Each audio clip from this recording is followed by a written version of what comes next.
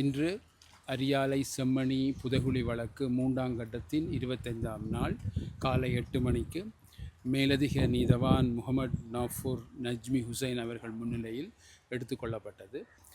ஏற்கனவே அகழ்வு பணியில் ஈடுபட்ட நிபுணர்களும் பங்கு பெற்றினர்களும் அடிப்படையில் மேலதிகமாக யாழ் பல்கலைக்கழக ஆர்க்கியோலஜி மாணவர்கள் 8 பேரும் இணைந்து இன்றைய அகழ்வு நடைபெற்றது.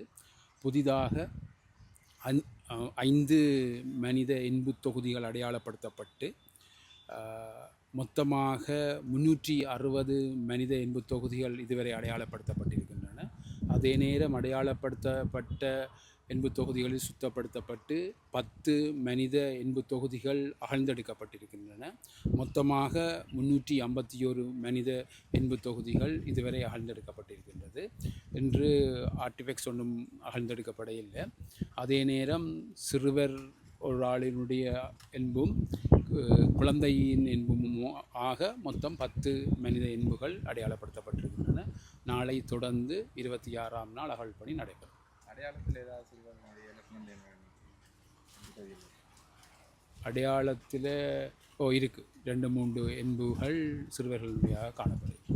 உடைந்த நிலையில் சில எலும்பு கூறுகள் காணப்படுது. கை உடைந்த நிலையில், தலை உடைந்த நிலையில் எல்லாம் அது எங்களுடைய சட்ட வைத்திய அதிகாரியினால் அது சம்பந்தமாக சொல்லப்படும்.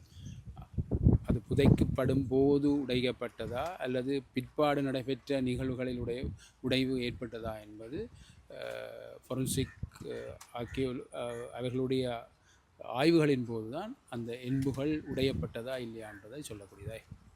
நேற்று குறிப்பாக தாடை உடைந்த நிலையில் ஒரு எலும்பு கூடு கொடுக்கப்பட்டதுனா அந்த உடைந்த தாடை எலும்பு கூட்டு நெஞ்சு பகுதியில் காணப்பட்டது. அது சம்பந்தமாக பல எலும்புகள் நேர்சேராக இல்லாமல் இருப்பதை நாங்கள் காண்கிறோம். காரணம் என்னென்னு சொன்னால், இந்த புதைக்கப்பட்ட இடங்களில் மீண்டும் தோண்டி புதைக்கப்பட்ட தன்மை காணப்படுவதாக சாதாரண எங்கள் கண்களுக்கு தெரிகின்றது. ஆனால் அதுக்கான உண்மையான விசாரணைகள் மூலம்தான் அது சம்பந்தமான உண்மையான முடிவுகளை சொல்லக்கூடியதாக இருக்கும்.